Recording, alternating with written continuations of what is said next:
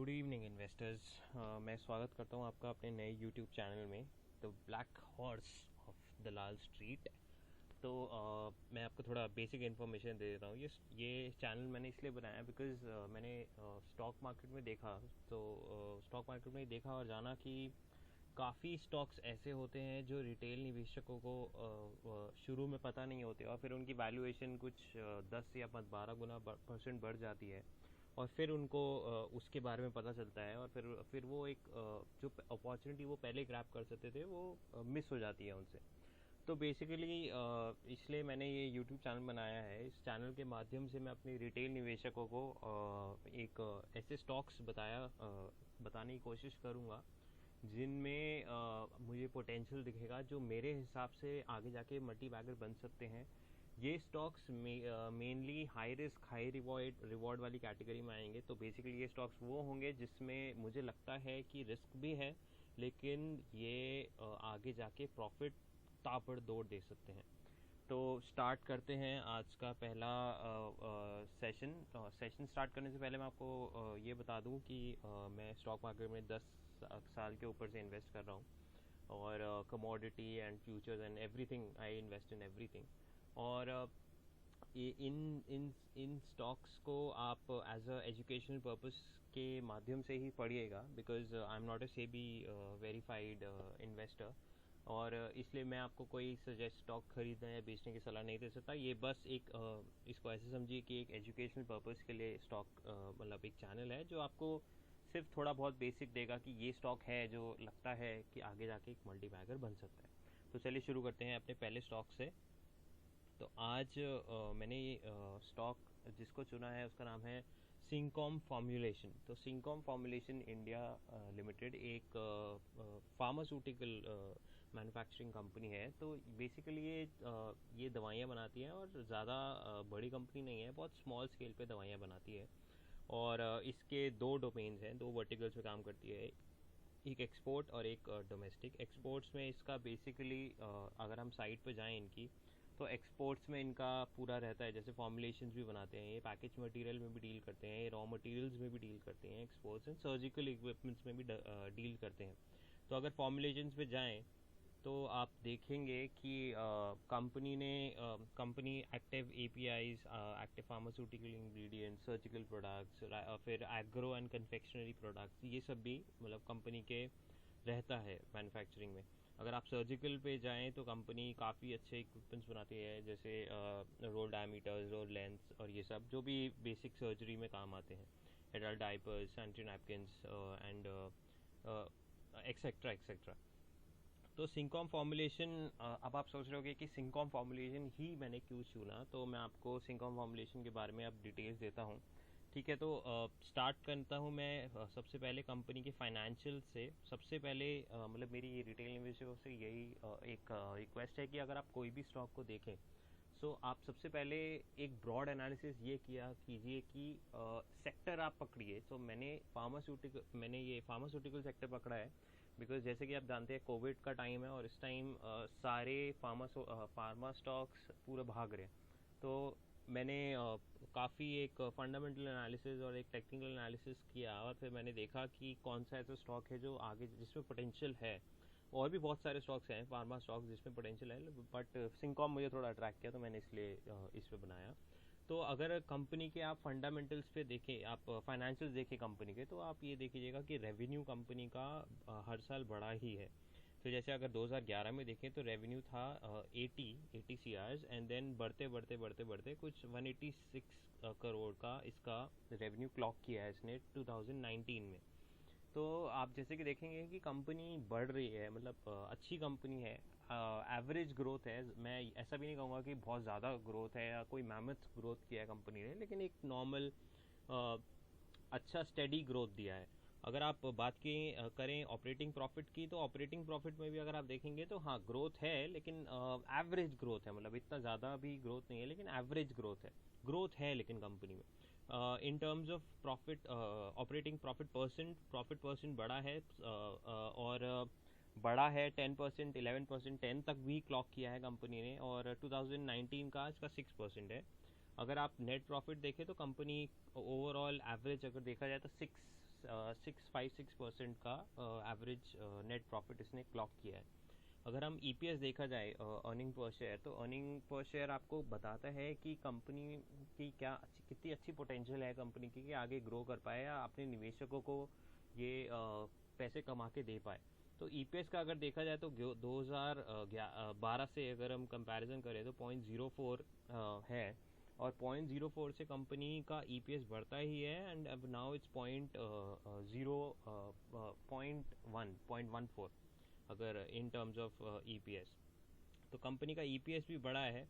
और अगर कुछ बेसिक इन्फॉर्मेशन के बारे में बात करूँ तो अभी करंटली कंपनी का ईपीएस इज 0.17, पी रेशियो 10.47 है, प्लेज्ड शेयर्स कोई नहीं है, कोई भी कंपनी इस कंपनी की कोई भी शेयर्स प्लेज नहीं है। तो ये एक बहुत बेसिक चीज़ होती है जो हम अपने क्लाइंट्स को बोलते हैं कि कंपनी का कोई जो भी प्लेज शेयर्स हैं वो मिनिमल होने चाहिए, मिनिमल 10% के करीब होना चाहिए या होना ही नहीं चाहिए, specially in small caps companies and penny stocks. तो यहाँ पे प्लेज शेयर्स नहीं है कोई भी कंपनी के। और एक बहुत इम्पॉर्टेंट चीज़ जो यहाँ पे हमने देखी गई है कि इस क्वार्टर में कंपनी ने अपनी शेयर होल्डिंग बढ़ाई है। तो अगर आप प्रीवियस क्वार्टर से कंपेयर करें तो कंपनी ने अभी मार्च क्वार्टर की होल्डिंग्स दी थी अपनी, और कंपनी ने 38.98 से बढ़ा के 40.14 करी है। तो मैं ज़रा इसके बारे में थोड़ा आपको डिटेल में बता दूं कि अगर आपको मतलब अगर कोई कंपनी के प्रमोटर्स अपना स्टेक कंपनी में बढ़ा रहे हैं तो वो एक हमें चीज़ एक ऐसा संकेत देता है कि प्रमोटर्स को कॉन्फिडेंस है कि वो आगे जाके कंपनी का शेयर बढ़ा देंगे या कंपनी को अच्छा परफॉर्म कर सकती है आगे जाके। तो बेसिकली इसलिए ही शेयर होल्डिंग पैटर्न बढ़ाते हैं, क्योंकि बिकॉज उनको एक कॉन्फिडेंस होता है कि हाँ हम आगे जाके कंपनी को बढ़ा सकते हैं। तो ये तो थी बात फाइनेंशियल्स की। अब मैं आपको ले जाता हूँ सीधा कंपनी का एक एनुअल रिपोर्ट जो थी कंपनी की। तो ये पिछले साल की एनुअल रिपोर्ट है और उसका एक क्लिपिंग है ये, जिसमें पूरा कंपनी ने डिटेल में दिया हुआ है कि वो किस किस में डील करते हैं। तो अगर आप यहाँ देखेंगे कि tablets, capsules, liquids, injectables, ointments, dry powders etcetera में ये डील करता है। तो जैसे आप यहाँ देखें इन्होंने सेल्स फिगर्स भी दे रखे हैं, 76 लैक्स कुछ था, 75 लैक्स हुआ। तो ऐसे ऐसे करके मतलब है, और कंपनी काफ़ी मतलब ऑलमोस्ट सारे फार्मास्यूटिकल इक्विपमेंट्स और फार्मास्यूटिकल प्रोडक्ट्स में डील करती है। चलिए फिर आगे चलते हैं। अब अगर आप फॉर्मुलेशंस में ही कंपनी की साइट पर आएँ और फॉर्मुलेशंस देखें तो आप ये देखेंगे कि सिंकॉम फॉर्मुलेशन काफ़ी ऐसे ड्रग्स में डील करती है जो इस टाइम पे हॉट ड्रग्स माने जा रहे हैं। सो हॉट ड्रग्स वो ड्रग्स हैं जो अभी जिसमें बोला जा रहा है कि कोविड की ट्रीटमेंट के लिए वो ड्रग्स काम आ सकते हैं।